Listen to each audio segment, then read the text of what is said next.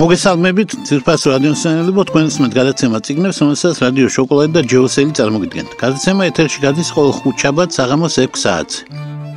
გადაცემის მოსმენა შესაძლებელია ონლაინ ვებგვერდზეც radioshokoladi.com, ჩანაწერების ხილვა კი რადიო შოკოლადისა და ჯეოსელის Facebook-ის გვერდებზე არის შესაძლებელი.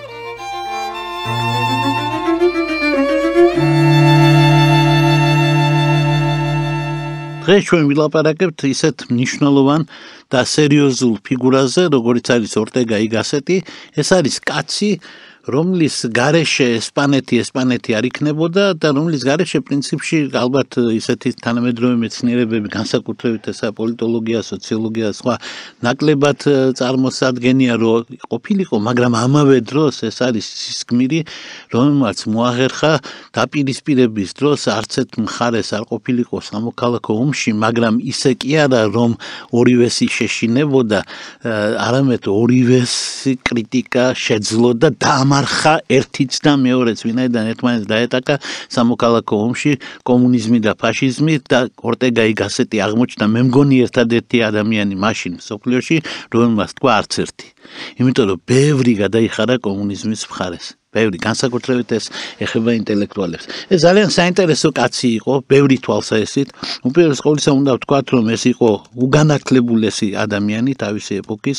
მეორეს მხრივ შეგვიძლია ვთქვათ, რომ ეს იყო კაცი, რომელმაც თავი ისახელა პირველივე წიგნით, რომელიც მან დაწერა დონ კიხოტზე და არ ამგონია რამე მსგავსი ვინმეს ოდესმე დონ კიხოტზე დაეწეროს, იმიტომ რომ მისი ეს ფანტასტიკური წიგნი განსჯები დონ კიხოტის შესახებ დღემდე ითვლება, მე მგონი იყო დონ კიხოტი და არის ეს წიგნი, ასე ვთქვათ, წარმოუდგენელი არის, რომ სერვანტესის მოყვარულებმა რამენაერად ორტეგა გასეტის თავი არიდონ, ან გავუარონ გვერდით, მაგრამ ყველაზე უფრო ცნობილი მაინც იგი არის იმ წიგნით, რომელზეც დღეს ჩვენ ვილაპარაკებთ, იმიტომ ეს არის წიგნი, რომელსაც ქვია მასების ამბოხება და რომელიც წარმოუდგენლად მაღლა აყენებს თანამედროვე აზროვნებაში, ასე ვთქვათ, უმაღლეს ნებას გამოხატავს ადამიანის ინდივიდუუმის ას იმ სამყაროში, სადაც ინდივიდუუმების ჩაგვრა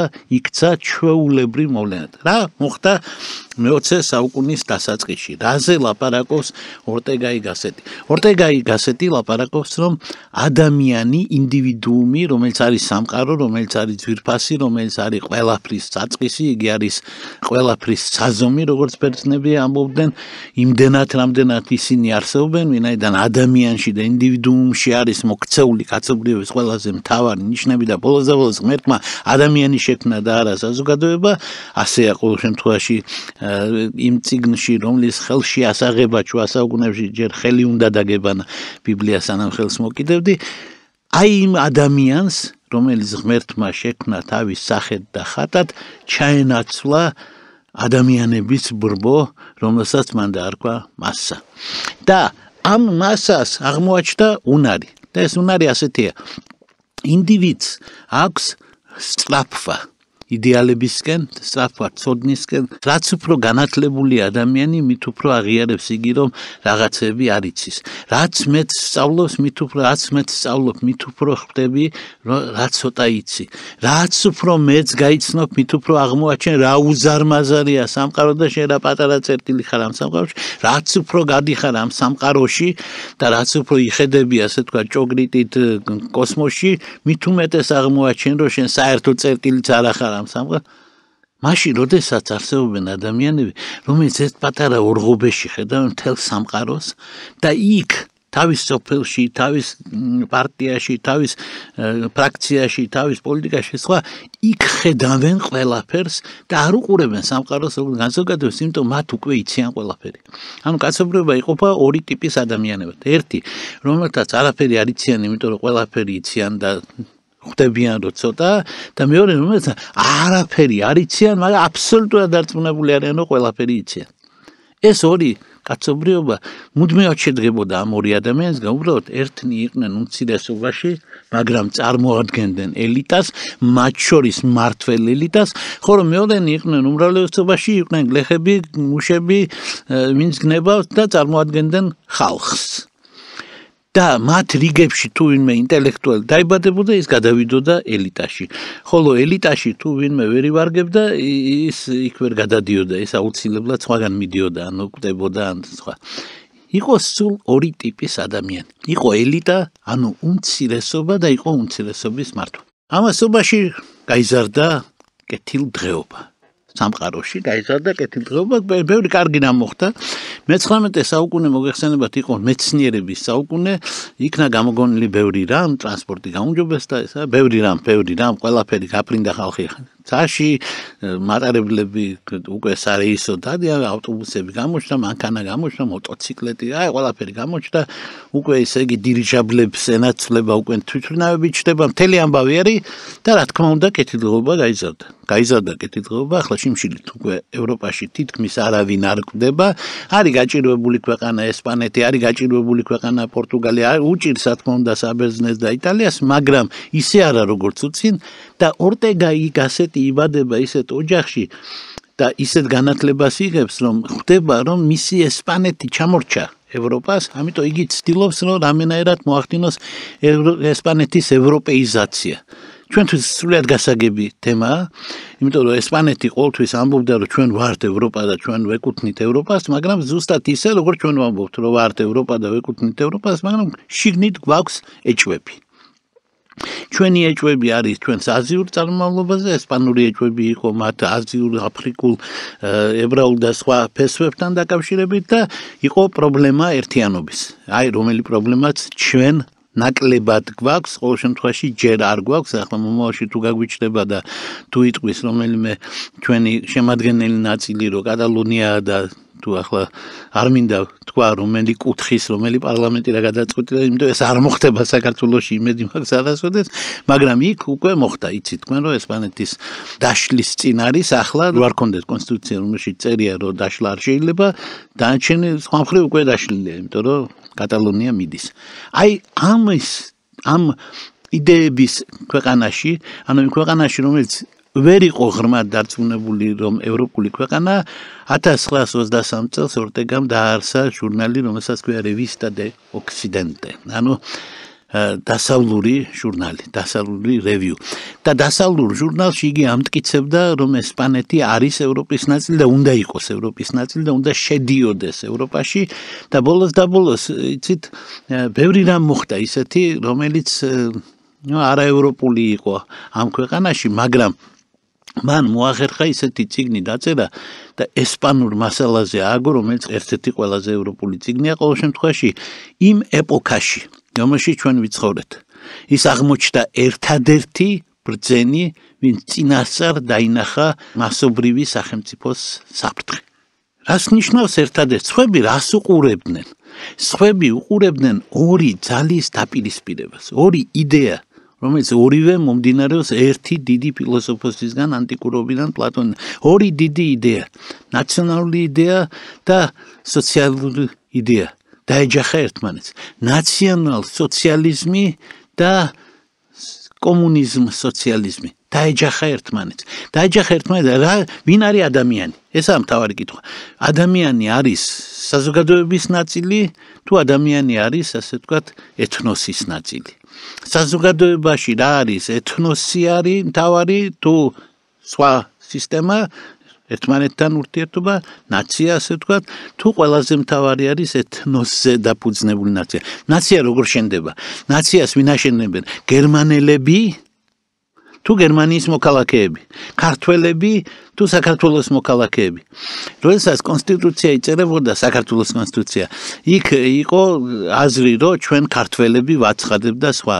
და მერე გასწორდა ესა და ითქვა, რომ ჩვენ საქართველოს ხალხი, ანუ მარტო ქართველები არა ვართ აქა და ჩვენ უნდა გვესმოდეს, რომ სანამ ყველა იტყვის, რომ ეთნიკური კუთვნილების მიუხედავად ის სამოქალაქო თვალსაზრისით ქართველია, სანამ თვითონ არ იტყვის, შენ ამას თავს ვერ მოახვევ.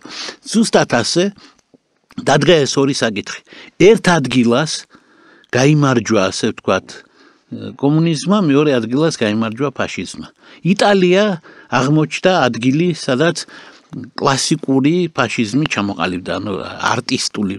იტალია ერთადერთი ადგილია, სადაც ფაშისტებს გენიოსები ყავთ. საერთოდ ფაშიზმი და გენია ძალიან შეუთავსებელი რამაა, კომუნიზმმა ვერც ერთი გენია ვერ წარმოშვა, ფაშიზმს გაბრიელე დანუნციო ყავდა, ეზრა პაუნდი ყავდა, რაღაცნაირად ხედავთ თავსებადი აღმოჩნდა.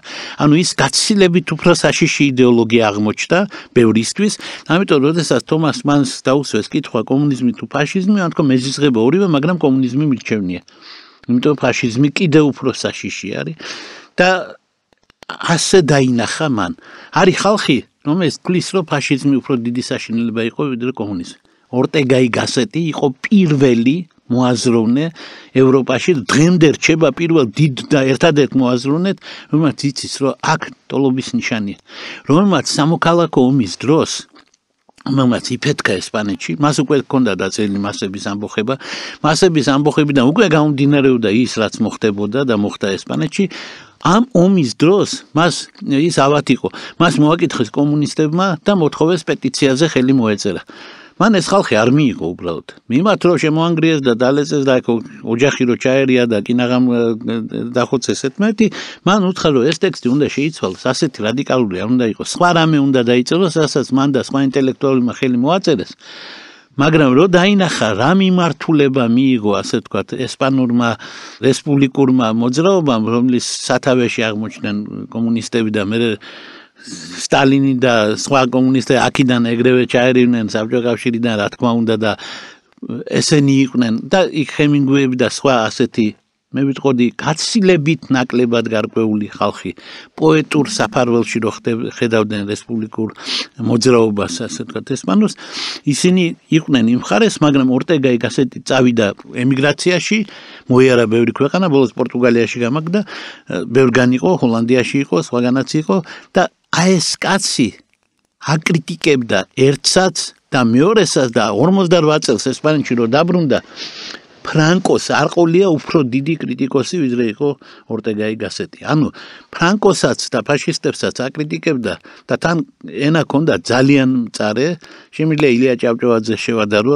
ახლა ესპანურ ანდაზებს არ დასინოდა, თლათ ილია ჭავჭავაძის სიმწარე არ ქონდა, მაგრამ თლიანობაში იგი დასინოდა და ბედნიერი ერის მსგავსი ნაწერიც აქვს დაწერილი ესპანელებს, მაგრამ უფრო ძვირფასი ისტორიისთვის აღმოჩნდა მასების ამბოხება. უპირველეს ყოვლისა, მან თქვა რა არის მასა. მან განსაზღვრა მასა. ის იყო დიდი ოსტატი განსაზღვრებების, მან თქვა, რომ ის ერთობა, რომელსაც ადგენენ არაფრით გამორჩეული არსებები, არის მასა. ანუ მასა არ არის კაი და ცუდი ადამიანებისგან შემდგარი. არა, მასა არის აბსოლუტურად უსახო ტიპაჟისგან შემდგარი რაღაცა ერთობა. მე მახსოვს შესანიშნავად ქართველმა ფილოსოფოსმა თქვა, რომ მიტინგი არ არის ადგილი, სადაც შეიძლება მოხდეს, შედგეს აზროვნების აქტი. მამრადაშვილის სიტყვებია. ანუ მიტინგზე ჩვენ ყველა ინწუთას ვიქცევით მასად და მართლაც იქ იმწუთას მოქმედებს მასობრივი კანონი. იქ ვინმე ჭკვიანური სიტყვა რო თქვას, ეს არის წარმოუდგენელი. იქ უნდა ითქვას გაუმარჯოს და ენერგია, ტემბრი, ყვირილი და გამარჯვება. არავითარი ჭკვიანობები შეუძლებელია. ეს ასეთი ადგილი, ისე როგორც ფეხბურთი სტადიონი არის ადგილი, სადაც ჩვენ ვიხდით პიროვნებას, როცა შევდივართ და პიჯაკებთან და პალტოებთან ერთად წარმოგიდგენთ თეატრში რო შედიხარ, რომ გაიხადო პიროვნება. აი ესე ვიხდით, რატომ? იმიტომ რომ გოლი გავადა, ყველა უნდა ვთქვა და ამ შემთხვევაში აბსოლუტურად არავითარი მნიშვნელობა არ აქვს პიროვნულ განსხვავებებს. ეს ამასა. მან შესანიშნავად დაინახა მასა, მან თქვა, რომ არაფრით არ უნდა იყოს გამორჩეული, უსახონი უნდა იყვნენ. ყველას ერთი სახე უნდა გაუჩნდეს. ეს ასეთები არ იბადებიან ადამიანები, მაგრამ ასეთები ისინი ხდებიან გარკვეული როლის შესრულების დროს. აი მაგალითად ფეხბურთზე და სხვა. მაგრამ ამავე დროს მან აღმოაჩინა, რომ მასაში კაცები არიან ისეთები, რომელთაც ყველაფერი იციან, რომელთაც არაფრის სწავლა აღარ უნდათ. მათ ყველაფერი იციან, მასობრივი საუბარი რა არის? რომ მე მაქვს 2 დიპლომი, მე ახლა აქ არ უნდა ვიჯდე, მე უნდა ვიყო პრეზიდენტი ვინ არის, მე ვარ. ესაა მასის ლაპარაკი. მასა არასოდეს არ არის ცოდნის მოწადინე. მას არასოდეს არ მიაჩნია, რომ რამე აქვს მომავალში. მას ყველაფერი უკვე აქვს. მას აქვს ცოდნა, ის უკვე არის გამსახურებული. მასა წარმოგიდგენთ, 16 წლის ბიჭი, რომელიც თulis, რომ ის უკვე იმდენი გაუკეთა თავის ქვეყანას, თავის ოჯახს და ყველაზე უკვე ეკუთვნის, ისე იგი პირამიდაში დაკრძალვა. ესეთი მასის ფსიქოლოგია ასეთი არის, მისი ორტეგა გასეტის წარმოგიდგენთ. ახლა ეს მასა ბუნებრივია ხედავს, რომ ვიღაცები არიან ელიტა, რომელთაც აქვს განათლება, რომელთაც რაღაც სიტყვები და ამას ეძახიან, ახლა მე შემიძლია შევაშველო ორტეგა გასეტის ჩემს ქალაქში, ბათუმში ამას ეძახოდნენ ფუტურიზმი დემოკრატიას. ანუ რაღაცა ჭკვიანური ლაპარაკი, რაღაცა იზმები, რაღაც სიტყვები, რომელიც მასას არ აინტერესებს.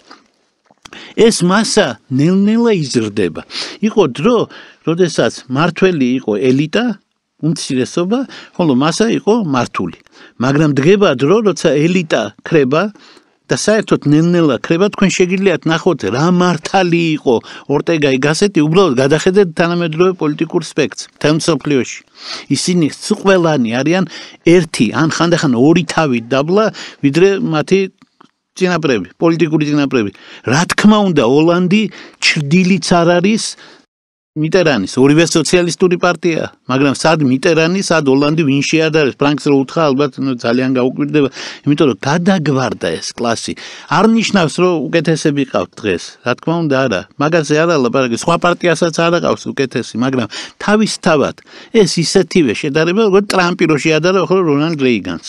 რესპუბლიკელების კანდიდატი ტრამპი, რომელიც არის ასე თქვათ, საინტერესო, მაგრამ უფრო ძირითადად სალიტერატურო ფიგურა უფრო მეტად ვიდრე პოლიტიკური, რომელიც არის ნამდვილი მილიარდერი და აბსოლუტურად ჭეშმარიტად იცის ის საქმე, რაზეც ლაპარაკობს როგორც მილიარდერი, რომელსაც ქვეყანა რო ჩააბარო, პირველი რასაც იზამს, ამას 100 მილიონ კაცს გაყრის ქვეყნიდან. ანუ ეგრევე გამოიწვევს სამოქალაქო ომს თავისი ჭკუით და ასე შემდეგ. ანუ ყველა ემიგრანტს გაყრის, ყველას ასწავლის როგორ უნდა და ასე შემდეგ. ასეთები სხვაგანაც არიან. მე იმის თქმა მინდა, რომ ორტეგა გასეტი აღმოაჩინა, რომ მასა, რომელიც ზემოთ ამოდის, არა აუცილებელი იყოს ღარიბი. ანუ შეიძლება კეთილდღეობა იყოს, ამ მასაში შეიძლება იყოს ტრამპი. ტრამპი მასა. მაგალითს ვამბობ, ახლა არ მინდა სხვა მაგალითები მოვიყვანო, მაგრამ ის აჩვენებს, რომ თავარი რაცა მათ ეზიზღებათ ცოდნა სწავლული ხალხი. ანუ პირდაპირ წინააღმდეგებიან იმ იდეას, რომელსაც პლატონი ამბობდა, სახელმწიფო ფილოსოფოსები უნდა მართავდნენ, ისინი ამბობენ, რომ აი რასაც ამბობდა ჩვენი ლიტერატურის ერთ-ერთი მთავარი პერსონაჟი, მე თუ წიგნი არ წამიკითხავს, ფერი მაკლია თუ ხორცი წიგნი რა კაცის საქმე. აი ესა მასის ძირითადი იდეა. მან ისედაც ყველაფერი იცის, წიგნი არ ჭირდება.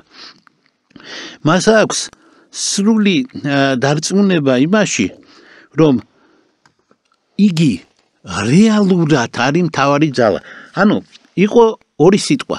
იყო მოსახლე და იყო მოქალაქე. მოვიდა მასა და მან თქვა, რა მოქალაქე? მოქალაქე არ არის. ვარ მე. დღეს ჩვენ არ ხმარობთ სიტყვა მოქალაქეს. ჩვენ ხმარობთ სიტყვას ამორჩეველი. რაც იმას ნიშნავს, რომ შესანიშნავად გაუმარჯვია მასებს და ამბოხება მასობის დამთავრებულა წარმატებით.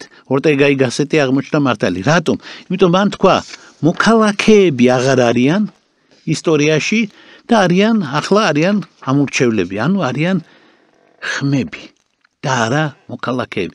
ანუ მოკლედ ჩვენ მისგან გვინდა ხმა. ჩვენ მისგან არ გვინდა ქალაქის სიყვარული, ჩვენ მისგან არ გვინდა სახელმწიფოს დებულებები და სხვა და სხვა. ეხლა უყურეთ, ისტორია იყო ასე.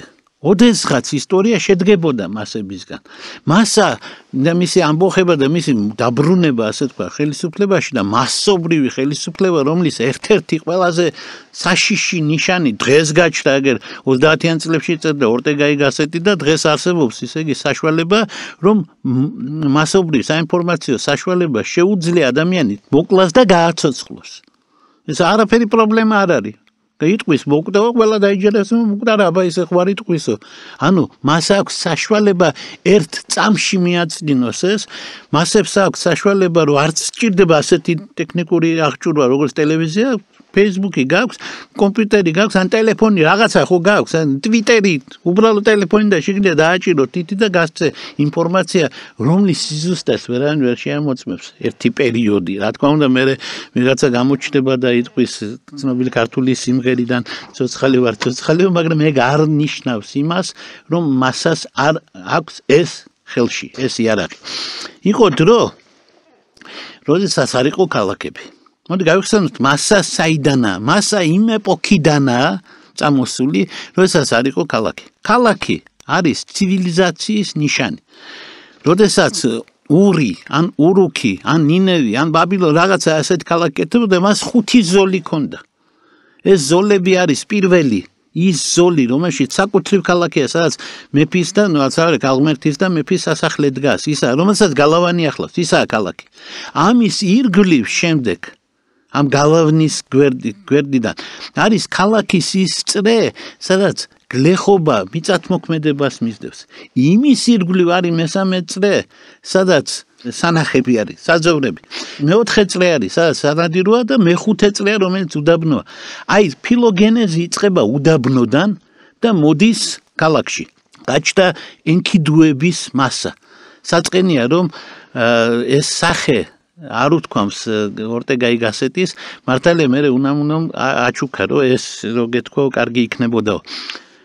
როდესაც ქალაქი გაჩნდა, როცა პოლისი გაჩნდა, პოლისში გაჩნდა ქალაქელი, მოქალაქე. მასა არ არის მოქალაქე.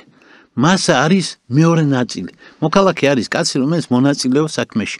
ჩვენ ხანდახან გაიგონებთ ასეთ ნათქვამს და ამას სხვა შორის ორტეგაი გასეტიც ამბობს, რომ იქაც ესპანეთში თურმე გაიგონებდი ნათქვამს, მე არც ერთ პარტიის წევრი არა ვარ და ამას ამბობდნენ სიამაყით.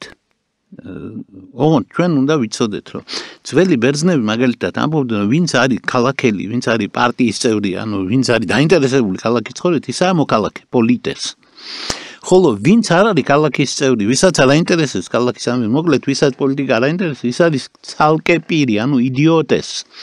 რა განვითარდა ამ ტერმინიდან, ყველამ ძალიან კარგად ვიცით. ახლა წარმოიდგინეთ, რომ ეს იდიოტესები იკრიბებიან ერთ მასად და ამბობენ, რომ ჩვენ პოლიტიკოსები, ანუ მოქალაქეები არ გვინდა, ჩვენ ელიტა არ გვაინტერესებს. თქვენ წიგნები წაიკითხეთ, ჩამოდით მაქი და ჩვენ მოვედით. და ასე მოდის მასა, ასე მოდის ხელისუფლებაში სტალინი, ასე მოდიან ხელისუფლებაში ტროცკი, კაუსკი, ესენი, ვინც არიან სოციალისტები, ასე მოდიან. მოდის ფაქტობრივად, იქ ვიღაცას წიგნი აქვს წაკითხული, იქ ვიღაცას ისა, მაგრამ ფაქტობრივად მოდის მასა, რომელიც ამბობს, რომ ჰალსტუხიანი დაინახე მოკალი და პრობლემა არ არის. პრობლემა არ არის. ებრაელი დაინახე მოკალი, პრობლემა არ არის. იქ ფაშისტები, აქ კომუნისტები მოდიან და მასობრივი არის ეს მოვლენა. სტალინი კი არ არის საბჭოთა კავშირის სახე. ბევრს უნდა დახატოს, რომ ისე ერთი არის ამისი სახე. საბჭოთა კავშირის სახე მასა, ის მასა, რომელსაც ასე იოლად დაემორჩილა სტალინს. ორტეგაი გასეტი აღნიშნავს, რომ დიდი აზიური და აფრიკული ცივილიზაციები უზამაზრელი ანთროპომორფული ჯუნგლები იყო, მაგრამ ბერძენ რომაელებმა გადაწყვიტეს გამიჯნულიყვნენ მიწას, ბუნებას, გეობოტანიკურ კოსმოსს, როგორ უნდა გააკეთებინათ ეს, როგორ უნდა გაემიჯნოს ადამიანი მიწას, სად გაიქცეს, როცა ეს მიწა მთელი სამყაროა, თუ იგი უსაზღვროა, ძალიან მარტივად შემოვზღუდოთ მიწის ერთი ნაკუწი კედლებით, რომელიც დაუპირისპირდებენ შემოსაზღვრულ სივრცეს, უსაზღვროსა და უფორმოს, და აი თქვენ მიიღეთ მოედანი. და ეს არ არის სახლის პრინციპით ზემოდან გადახურული სივრცე, თავშეცაფრის პრინციპით, ბუნებრივი გამოქვაბულის მსგავსი, არამედ ბუნების მარტივი და სრული უარყოფა. ესა ორტეგაი გასეტის სიტყვები. ის ამბობს, რომ კაცობრიობის თავარი მონაპოვარი იყო სწორედ ბუნებიდან გამოსვლა, ანუ დაპირისპირებაში ბუნება, კულტურა იყო კაცობრიობის მონაპოვარი და არა ბუნება. გამრავლება კი არ არის მთავარი ადამიანური ფუნქცია. მთავარი ადამიანური ფუნქცია სიყვარული და ურთიერთობა. მთავარი ადამიანური ფუნქცია არის ისეთი სახელმწიფოს აშენება, სადაც ყველა თავის საქმეს გააკეთა. ანუ ელიტები საჭიროა. ეს იდეა, ეს მარტივი იდეა, რომ ელიტები საჭიროა მასებს არ უნდათ გაიგონ. ამიტომ ორტეგაი გასეტის წიგნის მთავარი იდეა გახლავთ ის, რომ უნდა ვიბრძოლოთ და უნდა იბრძოლოს კაცობრიობამ იმის გადასარჩენ, იმ იდეის გადასარჩენად, რაც ყველაზე უფრო ძვირფასია, ანუ გადარჩეს უნდა ინდივიდი, უნდა გადარჩეს ადამიანი და არ უნდა წაშალოს ამორფულმა, უსახო და უიდეო მასამ ერთი ადამიანი. არის ხალხი, ვისაც ეს წიგნი არ წაუკითხავს, ესენი მოსალოცი ხალხია, როგორც ქართველი მწერალი ამბობს, იმიტომ აბსოლუტურად დარწმუნებული ვარ, დიდი სიამოვნების მიღება შეიძლება ამ სამეცნიერო და მხატვრულად დაწერილი სამეცნიერო წიგნის საკითხვით. შეგახსენებთ, რომ რადიო შოკოლადის ეთერში თქვენ უსმენთ გადაცემა წიგნებს, რომელიც ეთერში გადის ყოველ ხუთშაბათს საღამოს 6 საათზე. გვისმინეთ ონლაინ მისამართზე radioshokoladi.com, გადაცემის ჩანაწერის მოსმენა რადიო შოკოლადისა და ჯეოსელის Facebook-ის გვერდებზეც არის შესაძლებელი. გამოგვეხმაურეთ, მოგწერეთ Facebook-ის გვერდზე თქვენი კითხვები, რჩევები და სურვილები. დღევანდელ გადაცემაზე მუშაობდნენ ავტორი და წამყვანი ლევან ბერძენიშვილი, ჟურნალისტი და პროდიუსერი გიორგი ჭეიშვილი, ხმის რეჟისორი დავით ჟორჟოლაძე.